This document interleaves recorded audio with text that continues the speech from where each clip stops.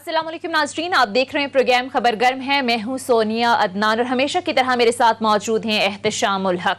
नाज़रीन, पाकिस्तान तहरीक इंसाफ की हुकूमत को 3 साल मुकम्मल हो गए हैं और 3 साल मुकम्मल होने पर आज बाकायदा तौर पर हमने देखा कि तकरीब का इनेकाद किया गया और इमरान खान साहब की जो तवील एक सियासी जिद्दोजहद थी, 22 साल जिद्दोजहद, इससे मुतालिक पूरी एक डॉक्यूमेंट्री चलाई गई जिसमें यह बताया गया कि इन 22 सालों में किस तरीके से सियासी तौर पर उन्होंने जिद्दोजहद की। और इसके साथ साथ हमने देखा कि ये खिताब सुनने के लिए बड़ी बड़ी स्क्रीनें कई शहरों में नस्ब की गई थी।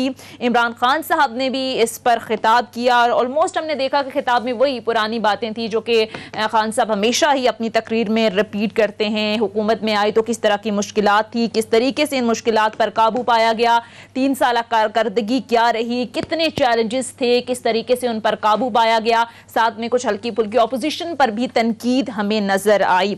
बहरहाल इस सारी सूरत हाल पर आज के प्रोग्राम में हम बात करेंगे और कुछ सवालात भी हैं कि हुकूमती दावे जो आज किए गए, जो हमेशा से किए जाते रहे हैं, ये सब अपनी जगह, लेकिन क्या वाकई इन 3 सालों में हुकूमत ने ऐसे काम किए, ऐसे इकदाम किए जिन पर फख्र महसूस किया जाए? इसके साथ साथ क्या वाकई इन 3 सालों में हुकूमत मुस्तहकम हुई है? कौन कौन से वादे, दावे और नारे हैं जिन्हें अमली जामा पहनाया गया और कौन कौन से महाज पर हुकूमत इन 3 सालों में नाकाम रही? हुकूमत का मुआशी मैदान में खारजा सतह पर जो कामयाबियां हैं और दीगर जिन कामयाबियों का तज़किरा किया जाता है, इस पर हुकूमत का एतमाद क्या दुरुस्त है? और सवाल ये भी अहम है कि हम देख रहे हैं कि हुकूमती जो तमाम तर दावे हैं कामयाबियों के, वो अपनी जगह, लेकिन इन 3 सालों में अवाम को कई हमें रिलीफ जो है वो नहीं दिखा। हम देख रहे हैं कि हर गुजरते दिन के साथ पेट्रोल, बिजली, गैस, ज़रूरियात ज़िंदगी की तमाम तर अशिया जो हैं वो महंगी से महंगी होती जा रही हैं। अब अवाम नाज़रीन से सवाल कर रही है कि अगर सब ठीक है, मईशत दुरुस्त समत में आ गई है, हुकूमत इतने बड़े बड़े दावे कर रही है, तो फिर आखिर गरीब आवाम को रिलीफ कब मिलेगा? उनकी जिंदगियों में जो आसानियां हैं वो कब पैदा होंगी?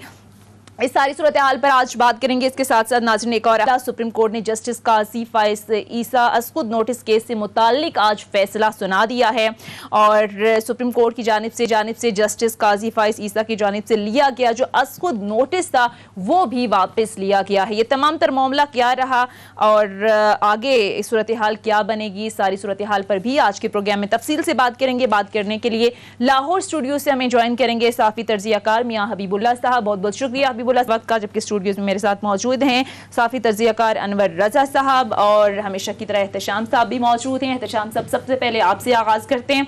एहतशाम साहब, बाकायदा तौर पर हमने देखा कि 3 साल मुकम्मल होने पर तकरीब का इनेकाद किया गया। 3 साल में हुकूमत की क्या कामयाबियाँ रही, क्या क्या चैलेंजेस थे, बड़े एक डिटेल डॉक्यूमेंट्री भी दिखाई गई। एहतशाम साहब, मेरा सवाल आपसे ये है कि क्या इन 3 सालों में हुकूमत ने ऐसे काम किए, ऐसे इकदाम किए हैं कि उन पर फ़ख्र महसूस किया जाए और बड़े पुरएतमाद तरीके से जो है वो लोगों को बताया जाए? कई शहरों में हमने देखा बड़ी बड़ी स्क्रीन नस्ब की गई थी, तो ये काबिल फ़ख्र है सारी कारकर्दगी? सोनिया, बड़े पंप एंड शो के साथ आज की तकरीब हुई। मैं भी इनवाइटेड था, मैं गया वहाँ पे और बड़ी मैंने कोशिश की, आधा घंटा के अंदर जाने की कोशिश की, लेकिन आपने देखा कि वहाँ पे बेताशा रश था। बहुत सारे लोग आए हुए थे इनवाइटी से, बेशुमार लोग वैसे ही सपोर्टर भी आए हुए थे। तो जैसा आप बता रही हैं, बड़ी बड़ी उन्होंने स्क्रीन लगाई हैं, पूरे पाकिस्तान में लोगों ने इसको देखा। अब आ जाते हैं कि जी ये 3 साल में अचीवमेंट्स क्या हैं, फेलियर्स क्या हैं, कमज़ोरियाँ क्या हैं। सोनिया, सबसे बड़ी बात जो मैं समझता हूँ कि जो हुई नहीं है, जिसको हाथ लगाया ना, मैं समझता हूँ कि मेरी अपनी ज़िंदगी में और ये 70 बरस में मैं कहूँगा कि एक कामयाबी की तरफ कदम बड़ा ज़रूर है। वो ये है कि पाकिस्तान में स्टेटस को तोड़ने का कुछ सोच नहीं सकता। स्टेटस को का मतलब है कि एज इट इज़ चीज़ें जो पड़ी हैं कोई हिला नहीं सकता। जैसे हो रहा है, करप्शन हो रही होती रहे, अदारे बिगड़ते हैं, होते रहें, पैसा खाया जा रहा है, हुआ रहे, ब्यूरोक्रेसी काम नहीं कर रही, करती रहे। एक इस पे हाथ डालना एक एफर्ट किया गया, ठीक है। दूसरा जो है ना, ज़्यादा बेहतर काम कोशिश करने की गई, वो है माफियाज और कार्टल्स। हमारे मुल्क में आप देख लें, चीनी हो, उसके बाद आपका वीट हो, सीमेंट हो, कोई ऐसा नहीं है आप कह सकते हैं कि सेक्टर जिस पे माफियाज ना बैठे हों। अब तो आप देखना है, चीनी के ऊपर सट्टा खेल के बड़े बड़े कारोबारी लोग अरबों रुपया कमाया उन्होंने। हुकूमत ने यहाँ पे दयानतदारी से कोशिश की है। मैं इस पे ज़रूर फुल मार्क्स दूंगा कि एक एफर्ट किया जो आम तौर पे मैंने अपनी ज़िंदगी में देखा। सोनिया, हर प्राइम मिनिस्टर को, हर फाइनेंस मिनिस्टर को बताया जाता है कि जी आपने ताजरों को हाथ नहीं लगाना, इन माफियाज को हाथ नहीं लगाना, ये आपको लुटा देंगे, आपको गिरा देंगे, आपके लिए मुश्किलात पैदा करेंगे, आए दिन जलसे जुलूस हड़तालें होंगी, लेकिन इन्होंने परवाह नहीं की। ठीक है, उसकी एक वजह तो सोनिया है ना, वो कहते हैं सोल वुल्फ के तौर पे सामने आए प्राइम मिनिस्टर, अपनी ज़ात पे दबा कोई नहीं है करप्शन का। अब ऊपर नीचे सब लोग करप्शन कर रहे हो तो कहाँ का वो तवज्जो दे सकते हैं। पहली तो बात है कि स्टेटस को तोड़ने के लिए एफर्ट किया गया, होपफुली 2 साल में इसमें आगे कामयाबी होगी। फिर सुन ले पहले मेरा वो टूट जाएगा थॉट प्रोसेस, जो 2 बातें करनी मैंने। दूसरी बात है कि जिस तरीके से कार्टल्स पे आप देख लें, कार्टल पे हमला करना, उस पर काबू पाने के लिए क्या क्या किया गया, जहांगीर तरीन जैसे लोग, कितने करीबी लोग दूर हो गए। अब देखना है कि इसमें कहाँ कामयाबी होगी, लेकिन एक बहुत जिसको कहते हैं अहसन कदम है, बड़ा एफर्ट है। 70 वर्षों में मैंने किसी हुकूमत को इस तरह इन 2 चीज़ों, स्टेटस को तोड़ने के वाले से और माफियाज पे हाथ डालने के वाले से किसी हुकूमत को जुर्रत नहीं होती थी। ये बहुत ही काबिल तहसीन बात है। अब अचीवमेंट, सॉलिड अचीवमेंट पे आ जाते हैं। देखें, मैं आपको बार बार मैं कहता हूँ रोज़ाना एक बात, थोड़ी सी इकोनॉमी समझता हूँ, उस हवाले से स्टूडेंट हूँ वैसे मैं। देखिए, सबसे बड़ा मसला सोनिया, हमारे रिसोर्सेज ख़त्म हो रहे हैं, हमारे रेवेन्यूज़ कम होते चले जा रहे हैं। अभी आप देख लें, 22 करोड़ की आबादी में 20 लाख लोग टैक्स देते हैं। अब खैर इस साल 25 लाख के करीब तादाद हो गई है। 7 लाख लोग टैक्स, इनकम टैक्स फाइल करते हैं। पिछले साल 5 साल लोगों ने फाइल की थी इनकम टैक्स रिटर्न, उसमें भी आधे लोगों ने अपनी इनकम नील शो की थी। यहाँ पे मैं समझता हूँ कि एक बहुत बड़ा एफर्ट किया गया। ये मुशर्रफ के ज़माने में एक एफर्ट हुआ, तो मुझे याद है अनवर रज़ा के 600 अरब रुपये से रेवेन्यू सालाना जो है ना, वो 1150 रुपये मुशर्रफ के ज़माने में हुआ था। बहुत बड़ी अचीवमेंट थी। अब इन्होंने जिस तरह काम किया, नवाज शरीफ के ज़माने में कुछ इस पर काम हुआ था, लेकिन फिर सियासी मामला की तरफ जाते हैं। मुशर्रफ का भी यही हुआ, जब सियासत में बहुत घुसे तो इकॉनमी को भूल गए, यही नवाज शरीफ ने किया। अब इन्होंने जिस तरीके से 5.2 ट्रिलियन रुपीज़ का हदफ रेवेन्यू का मुकम्मल किया और अगले मौजूदा माली साल का 5.8 यानी 5,800 अरब रुपये का जो हदफ रखा है, ये अचीव कर लेते हैं और अगले साल 2023 में इसको बढ़ा देते हैं, तो हमारा tax to GDP ratio it's definitely 13 और 14% के करीब हो जाएगा। ये बहुत बड़ी कामयाबी होगी। तो मैं कहता हूँ सॉलिड कामयाबी में एक बड़ी कामयाबी। दूसरा, एनर्जी सेक्टर को बेहतर करने के वाले से इन्होंने, आपने देखे बिजली कंपनियों के साथ जितने IPPs हैं उनके साथ मायदे किए और रिवाइज भी हो रहे हैं, लेकिन बिगेस्ट होल कहा जाता है एनर्जी सेक्टर को, वहाँ पे भी। अब जो 2 बड़ी चीज़ें हैं जहाँ पे मैं लफ्ज़ यूज़ नहीं करूँगा कि नाकामी हुई है, लेकिन मैं ज़रूर कहूँगा कि उस पर हुकूमत को कोई बहुत ज़्यादा कामयाबी नहीं, वो ये थी कि जी करप्शन का जो ख़त्म करने का वादा था 90 दिन का, वो नहीं हुआ। 90 दिन का ये अभी देख लें, प्राइम मिनिस्टर साहब खुद भी कई मौक़ों पे जाके कह चुके हैं करप्शन का रेट बढ़ गया है, पंजाब में भी, बाकी जगह।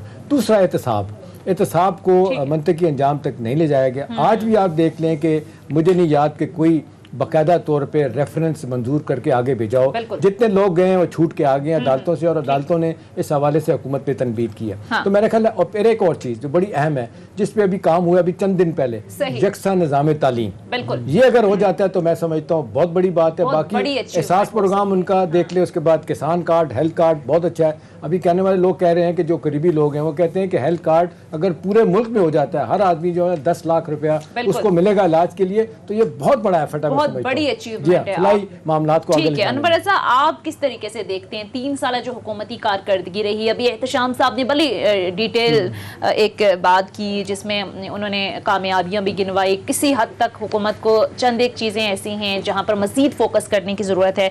आप कैसे एनालाइज करेंगे इन 3 सालों को? Thank you Sonia. पाकिस्तान तहरीक इंसाफ की गवर्नमेंट को मेरा ख्याल है कि पहले साल ही अपनी कारकर्दगी से मुतालिक आवाम को एतमाद में लेने की ज़रूरत थी। आपने जितना भी काम किया था पहले साल ही अपने आवाम को एतमाद में लेते, अपने वोटर्स को एतमाद में लेते, फिर आप दूसरे साल इस रवायत को बरकरार रखते और आपने चले 3 साल बाद भी अपनी कारकर्दगी के लिए आवाम को एतमाद में लिया, अच्छी बात है। लेकिन अगर आप देखिए, ये तो अदाद शुमार है जो शाम साहब ने भी बयान किए, डेफिनेटली हुकूमत ने कुछ कामयाबियां भी हासिल की हैं, लेकिन नाकामियों की भी एक फहरिस्त है। उससे सबसे बड़ी बात देखिए, आप करप्शन की बात किया करते थे, ये एक पॉलिटिकल नारा था, आपने कोशिश भी की, लेकिन बताइए उसका रिजल्ट क्या है? आवाम तो आपसे वो पूछते हैं। दूसरा ये बताइए कि 3 बरस में आपने जो महंगाई का तूफान है उसको कैसे कंट्रोल करना था, अभी तक आप उसमें नाकाम हुए हैं। पंजाब की जो नाकिस कारकर्दगी है उस पर आपने हमेशा, प्राइम मिनिस्टर ने खुद सवालिया निशान उठाया है।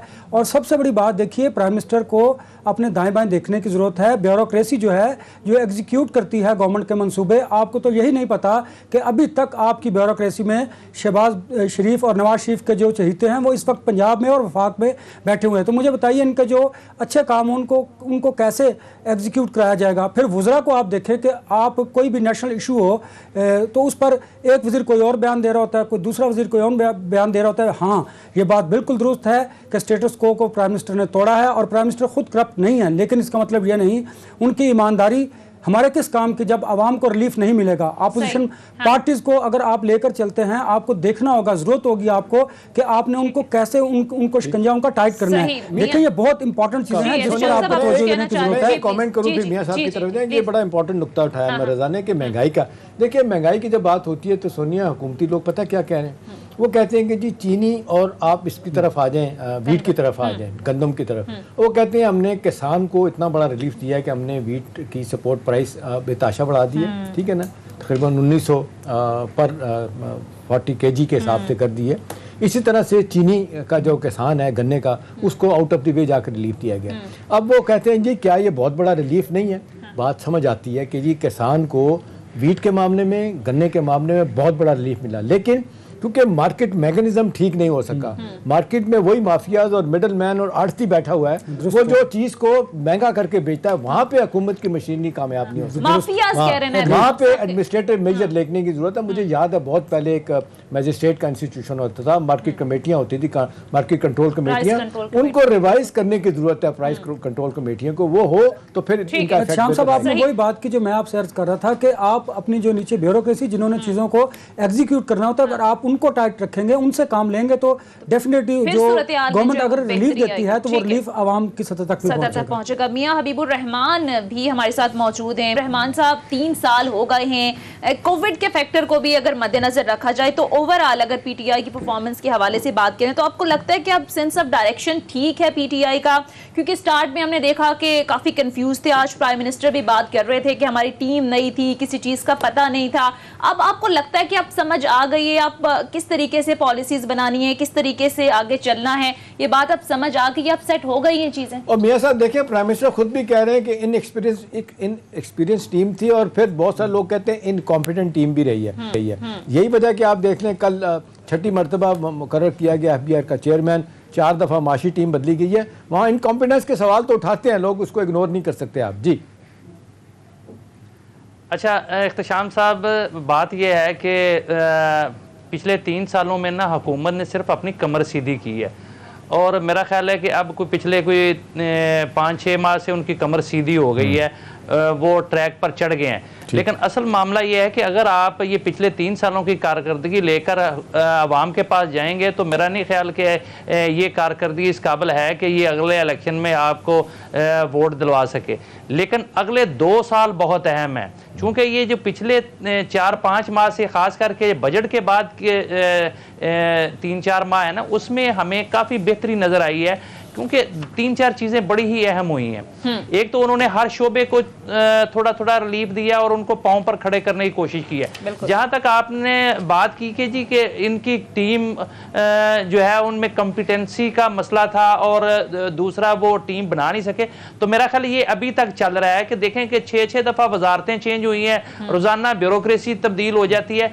तो खदारा अब जो है, अब आपके पास टाइम नहीं है, अब सिर्फ 2 साल बचे, अब जो भी टीम आपने बनानी है बना लें और उसमें फिर तब्दीली ना करें, उनसे आप काम लें। देखेंगे फरिश्ते नहीं ऊपर से आने, काम आपने इन्हीं लोगों से लेना है, तो इनको सीधा करें, इनको कहें कि ये आपका, उनको टारगेट दें और वो जो टारगेट पर पूरा नहीं उतरता फिर उसको निशाने इबरत बना दें। ये कोई बात नहीं है कि आप एक बंदा वो आपका बेड़ा गर्क करके जा रहा है और आप कह रहे हैं चलें इसे तब्दील करके किसी और को, इस तरह से मामला नहीं चलेगा। आपने बहुत कर लिया, कम रह गया और मुकाबला सख्त है। अब जो दीगर इशूज हैं उन पर फोकस करने की इस वक्त अशद जरूरत है हुकूमत वक्त के लिए। बहरहाल मुख्तसर ब्रेक लेते हैं, ब्रेक के बाद जब वापस आएंगे तो मजीद इस डिस्कशन को आगे बढ़ाएंगे। Stay with us.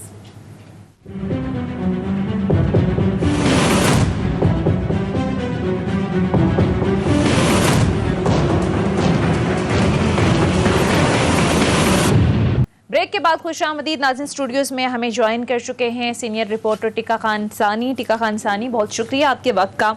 आज तकरीब में आप मौजूद थे, हमने देखा 3 साल कारकर्दगी मुकम्मल होने पर बड़ी एक भरपूर तकरीब का इनेकाद किया गया। सबसे पहले तो बताएं कैसा माहौल था वहाँ पे, और इसके साथ साथ आप बड़े अरसे से कवर कर रहे हैं इस बीट को, प्राइम मिनिस्टर की जानिब से या हुकूमत की जानिब से जो दावे, जो वादे, जो नारे मैनिफेस्टो में शामिल थे, किस हद तक आपको लगता है कि उसे अमली जामा पहनाया गया और कहाँ कहाँ मज़ीद फोकस करने की ज़रूरत है? थैंक यू सोनिया और एहतशाम साहब, थैंक यू वेरी मच, आपने प्रोग्राम में दावत दी। सबसे पहले मैं आपको बताऊं, आज का जो प्रोग्राम था बहुत ही मुनज़्ज़म प्रोग्राम था। इससे पहले वहाँ पे हंगामा राई होती थी, और लेकिन आज बड़े डिसिप्लिन के साथ वहाँ लोगों को बिठाया गया। बहुत ज़्यादा रश आ गया था, कुछ लोग कार्ड्स पे, कुछ वैसे ही कार्ड्स के बगैर आ गए थे। हर कोई वीआईपी बन रहा था, लेकिन हर किसी को वीआईपी की तरह अंदर ट्रीट किया गया।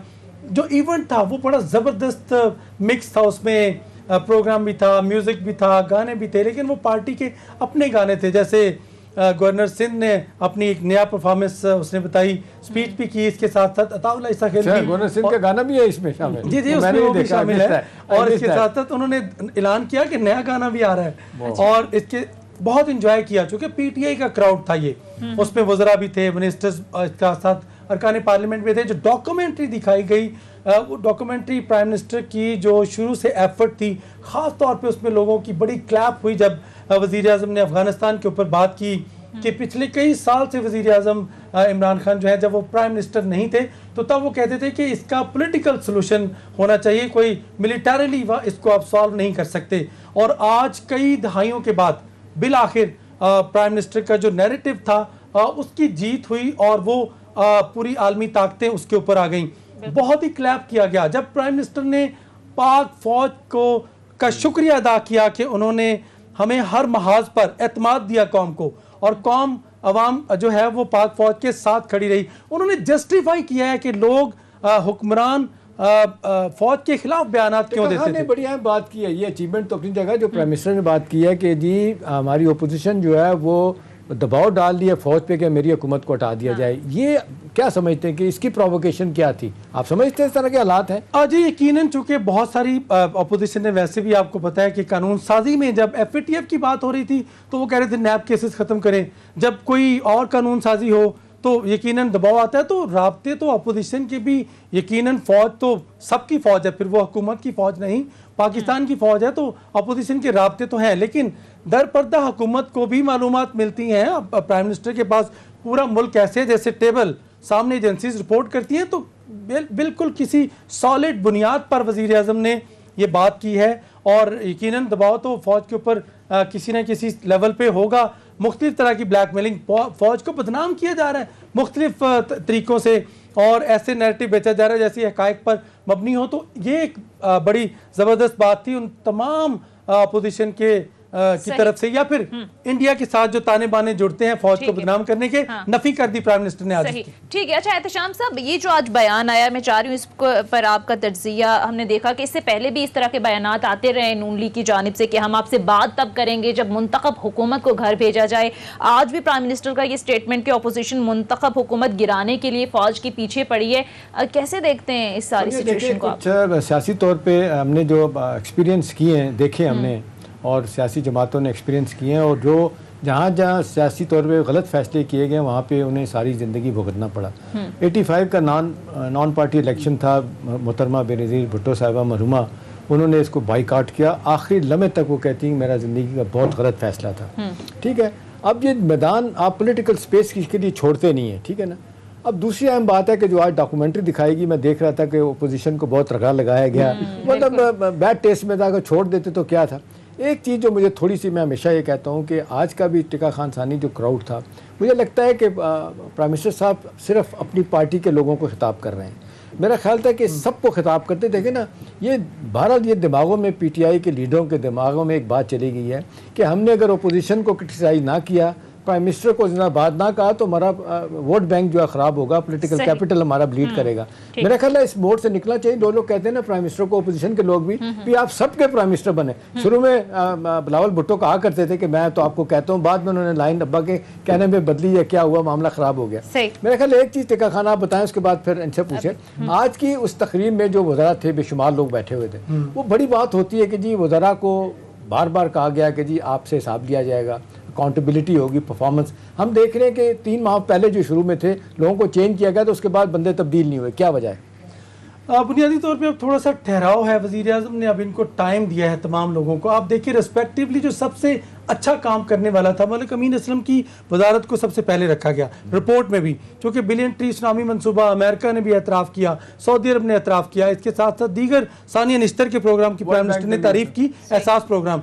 तो मेरिट पर प्राइम मिनिस्टर ने कहा है कि उन्होंने तो ऐलान कर रखा है जो पाकिस्तान के लिए अच्छा करेगा, जो गवर्नमेंट के लिए अच्छा करेगा वो मेरे साथ रहेगा, जो पाकिस्तान का दोस्त है वो मेरा मिनिस्टर है, बाकियों को मैं निकाल दूंगा। तो ये ऐलान तो उनका वाज़े तौर पर यह है कि परफॉर्मेंस देना होगी। प्राइम मिनिस्टर उन वज़रा से अक्सर नाराज भी रहते हैं जिनकी परफॉर्मेंस खराब होती है, जिनकी रिपोर्ट खराब मिलती है। तो ये ऐलानिया बल्कि इख्तलाफात काबीना के अंदर भी होते हैं। लेकिन एहतशाम साहब क्या करें, हुकूमत जो है वो भी जाहिर है के साथ खड़ी है। ठीक है, हबीबुल्लाह साहब की तरफ भी जाएंगे। हबीबुल्लाह साहब, अभी जिस तरह से डिस्कशन चल रही थी कि कुछ एक ऐसी चीज़ें थी जो पाकिस्तान तहरीक इंसाफ के मैनिफेस्टो में शामिल थी, जैसे एहतसाब का एजेंडा, जिसमें अभी तक हम देख रहे हैं कि कोई खातिर खा कामयाबी नहीं मिली। दूसरा, सिविल रिफॉर्म्स के हवाले से बहुत बातें हुई, लेकिन किसी भी इदारे में हमने देखा रिफॉर्म्स नहीं जो है वो हमें नजर आई। तो आपको क्या लगता है, जब 2 साल अब बाकी रह गए हैं, ये रिफॉर्म्स नहीं होती, फिर एहतसाब का जो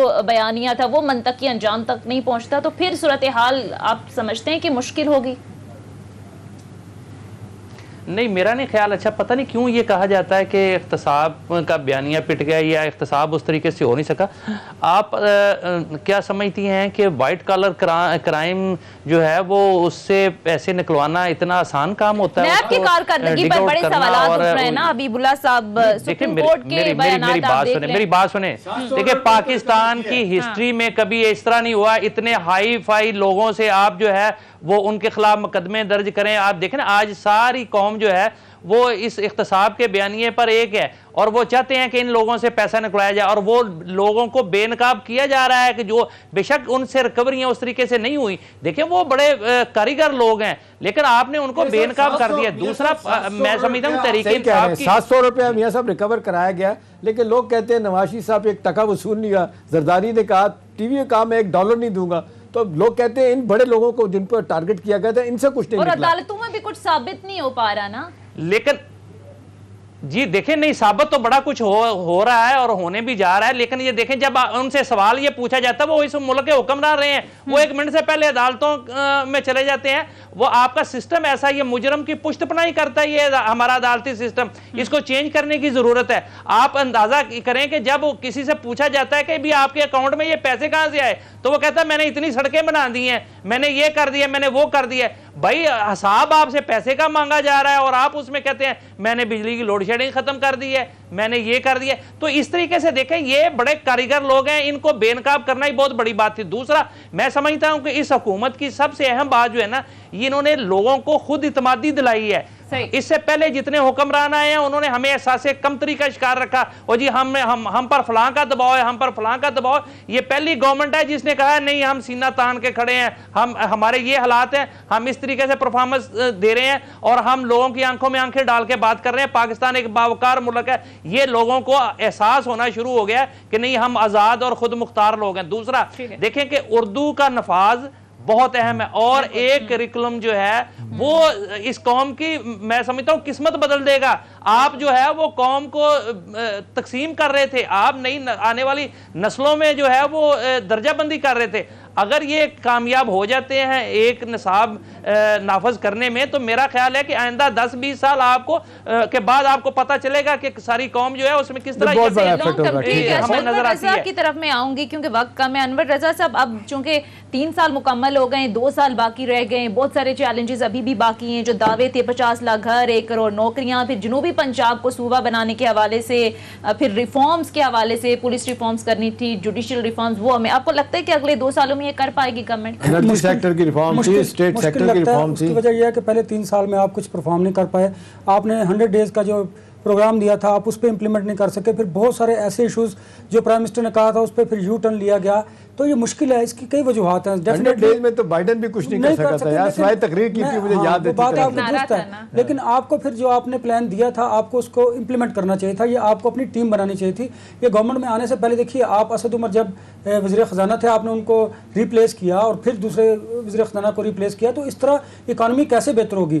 तो मुझे लगता था कि प्राइम मिनिस्टर उनकी विल है, वो करना चाहते हैं, लेकिन जो सिस्टम है हमारा, जो हमारे उनके साथ टीम है, वो शायद उनके साथ लॉयल नहीं है। क्योंकि ये वही टीम है जो पीपल्स पार्टी और नवाज शरीफ को भी इसी तरह की चीज़ें दिखाया करते थे, और ये वही टीम है जो आज इमरान खान को भी सब अच्छा दिखा रहे हैं। तो वही है, बिल्कुल बिल्कुल वही है। और इसका रिजल्ट ये होगा कि तारीख जो है वो इमरान खान को माफ़ नहीं करेगी, क्योंकि प्राइम मिनिस्टर वो हैं, ना कि ये लोग जो उनको उनके कानों में बातें करते हैं और बताते हैं। जस्ट लाइक मैं एक एग्जाम्पल कोट करूँगा कि प्राइम मिनिस्टर को पिम्स हॉस्पिटल का विजिट करवाते हैं, वहाँ पर जब प्राइम मिनिस्टर को आना होता है तो बिल्कुल आप कॉरिडोर साफ होता है, गमले पड़े होते हैं। जैसे प्राइम मिनिस्टर जाते हैं सारा कुछ वहाँ से गायब होता है, और वही मरीजों की वही हालत होती है जो प्राइम मिनिस्टर के विजिट से पहले थी। तो इन चीज़ों को दुरुस्त करने की जरूरत है, निजाम को दुरुस्त करने की। आज प्राइम मिनिस्टर ने एक बड़ी अहम बात की थी कि जब मैं हुकूमत में आया तो 20 अरब डॉलर का खसारा था, तो उन्होंने कहा हम डिफॉल्ट हो नहीं रहे थे बल्कि हो चुके थे। और उसके साथ साथ जो अभी बात कर रहे थे आप नैब की, तो आज उन्होंने बताया 519 अरब नैब ने रिकवर किए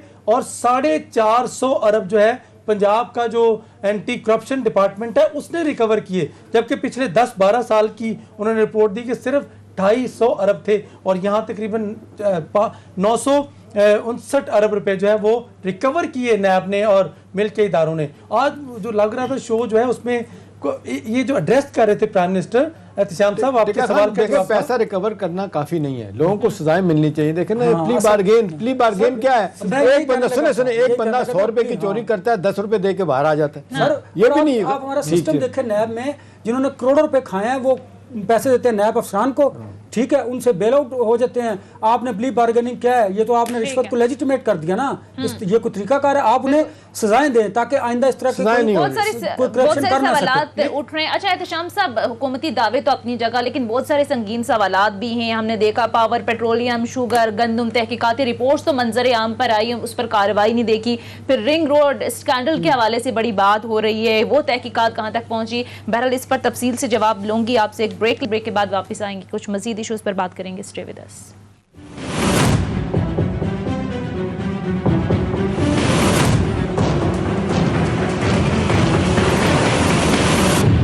ब्रेक के बाद खुश आमदीद नाज़रीन। अब जरा बात कर लेते हैं जस्टिस काजी फाइज ईसा से मुतालिक जो केस था, खुद नोटिस केस से मुतालिक आज सुप्रीम कोर्ट की जानिब से फैसला सुना दिया गया, और सुप्रीम कोर्ट ने जस्टिस काजी फाइज ईसा की जानिब से लिया गया जो खुद नोटिस है वो वापस ले लिया गया, और साथ ही साथ अपने फैसले में ये कहा कि किसी बेंच को खुद नोटिस लेने का इख्तियार नहीं है।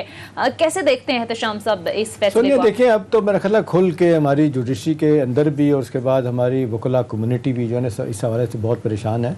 काजी साहब के कोई ग्रीवेंसेस हो सकते हैं, उन पे उनकी बेगम साहबा पे केस हुकूमत में बनाया था, रेफरेंस बनाया था, उनकी जान तो छूट गई है। अब लेकिन जिस तरीके से 3 सवाल पूछे थे FBI ने, उसके जवाबात नहीं आए, और वही 3 जजेस थे जिन्होंने FBI को भेजा था कि बताएं, FBI से को मामला भेजा था और FBI ने 3 सवाल मांगे थे कि जी बताएं काजी साहब की बेगम ने और बच्चों ने पैसा कहाँ से बनाया, उनका जवाब नहीं आया था, ठीक है ना। बाद में वो केस ख़त्म हो गया था, ठीक है। अब सवाल ये है कि जी अब जिस तरीके से एक काम, अब हमारे आइन में तो मुझे नहीं लगता कहीं है, लेकिन एक रवायत है सुओ मोटो नोटिस लेने वाली बात, वो चीफ जस्टिस ही लेता है। काजी साहब ने ये लिया। फिर आप देख लें हमारे जजेस जो है ना वो आमतौर पे प्रेस कॉन्फ्रेंसेस से इंटरव्यूज़ नहीं देते। इन्होंने पिछले दिनों एक साहब को इंटरव्यू भी दिया, ठीक है, अपने वालिद साहब के बारे में बातें की। हमारा ज़ाती कुछ भी नहीं है, लेकिन देखें दुनिया जब आप अपने अदालती निज़ाम को कंट्रोवर्शियल बनाते हैं, अल्हम्दुलिल्लाह हमारी सुपीरियर जुडिशरी आज पूरी दुनिया में उसकी इज्जत की जाती है। बड़े बड़े फैसले उन्होंने किए हैं और बगैर डर के किए हैं, ठीक है ना। और उस दौरान अपना काजी साहब अपनी 1.5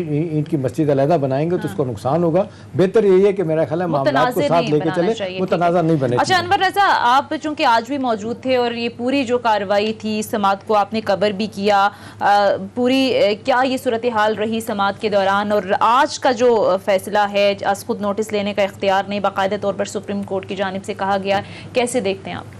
मैं बिल्कुल अदालत में मौजूद था और काजी फैज़ ईसा का जो फैसला था वो सस्पेंड हुआ और 5 रुकनी जो बेंच था उन्होंने आज इसकी समाअत की और उस समाअत में उन्होंने जो आज खुद नोटिस का दायरा इख्तियार था उसको डिटरमिन किया और उन्होंने उसके जो रूल्स थे, जो असूल थे वो वज़ा किए और ये इख्तियार उन्होंने चीफ जस्टिस को दिया कि आज खुद नोटिस का जो इख्तियार है वो किसी जज साहब के पास नहीं होगा, वो सिर्फ जज साहब जो है या कोई बेंच है वो रेफ़र करेगा चीफ जस्टिस को और चीफ जस्टिस अगर मुनासिब समझेंगे तो वो उस पर आज खुद नोटिस ले सकेंगे। इसमें बड़ी इंपॉर्टेंट बात ये थी कि जो पिटीशन दी गई थी जर्नलिस्टों को हरास करने की वो इस बेंच ने मामला जो है वो रेफ़र कर दिया है चीफ जस्टिस ऑफ पाकिस्तान को। ये अच्छी एक खुशाइन बात है क्योंकि ओवरऑल बेंच के 5 जो जजेस साहिबान थे उन्होंने इस बात पर इत्तफाक किया कि जो जर्नलिस्टों का मामला है वो इंतहाई सेंसिटिव है और हम भी इसकी हसासियत को समझते हैं, इसलिए हमने ये मामला जो है वो चीफ जस्टिस को रेफ़र कर दिया और चीफ जस्टिस इस पर मुनासिब समझेंगे तो जो कार्रवाई चाहेंगे वो करेंगे।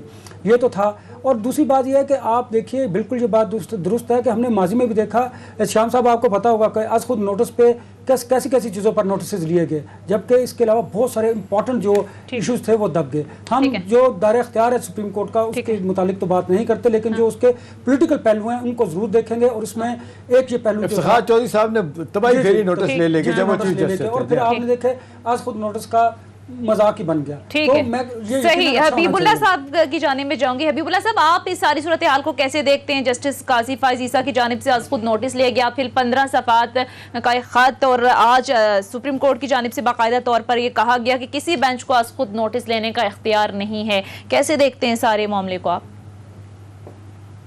अच्छा, एक तो ना हमें अदालतों के हवाले से बड़े सोच समझ कर बात करनी चाहिए, लेकिन काजी फैज़ ईसा साहब के जो है ना वो अपने कुछ मकासद हैं जो उनके एक्ट से नज़र आते हैं हमें, तो इस वजह से मैं समझता हूँ जी मैंने वही जो मैं महसूस कर रहा था मैंने वो बात की है। लेकिन बात यह है कि ये अदारों में ऐसा नहीं होना चाहिए। देरे शख्सियात जो होती हैं ना वो अदारों के ताबे होती हैं, अदारे शख्सियात के ताबे नहीं होते। लेकिन इंतहाई बदकिस्मती है, पाकिस्तान के हर शोबे में हमारी जो शख्सियात हैं वो डोमिनेट करने की कोशिश करती हैं, वो इख्तियारात को अपनी मर्जी के साथ जो है इस्तेमाल करने की कोशिश करती हैं। लेकिन मैं समझता हूँ कि चीफ जस्टिस साहब ने बेहतर किया कि इसको जो है वाज़े कर दिया कि आइंदा से जो है वो चीफ खुद नोटिस जो है वो सिर्फ चीफ जस्टिस ले सकेंगे, या अगर कोई जज साहब लेते हैं तो वो रेफर करेंगे चीफ जस्टिस साहब को, और बेंच बनाने का इख्तियार जो है वो सिर्फ चीफ जस्टिस साहब को है। कोई जज जो है वो अपने तौर पर ना तो किसी बेंच का हिस्सा बन सकता है और ना ही उन्हें कोई इख्तियार हासिल है कि वो कोई बेंच बनाएं। ठीक है, वक्त चूंकि कम है, टीका खान सानी क्विक कमेंट अगर कर दें। जी मैं समझता हूँ कि इस सारी सूरत हाल में अदलिया के बारे में जो लोगों का एतमाद था वो बहाल रहना चाहिए। फैसला जो भी हो, काजी फैज़ ईसा के हक़ में खैर फैसला नहीं हो सका, लेकिन अदलिया के ऊपर एतमाद बहुत ज़रूरी है और ये तभी मुमकिन है जब अदलिया की तरफ से ऐसे फैसले आए कि जो खुद बोले, कंट्रोवर्शियल मुतनाज़ा ना हो। और यकीनन काजी फैज़ ईसा के इस केस में काजी फैज़ ईसा ने कोई अच्छा नाम नहीं कमाया। हर तरफ से हर हल्के देख लें, इवन जर्नलिस्ट कम्युनिटी भी तकसीम है इस मामले पे। एक हल्का समझता है कि उन्होंने आज खुद नोटिस लिया लेकिन ये उनका हक नहीं था।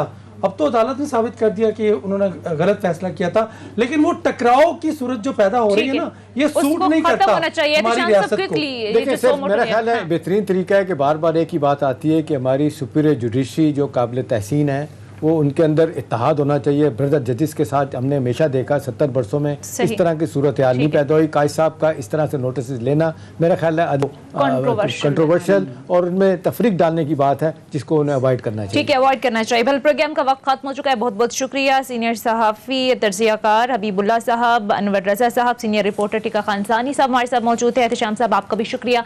नाज़रीन, ये था हमारा आज का प्रोग्राम। फीडबैक जरूर दीजिएगा। अगले प्रोग्राम तक इजाज़त दीजिए। खुदा हाफिज़।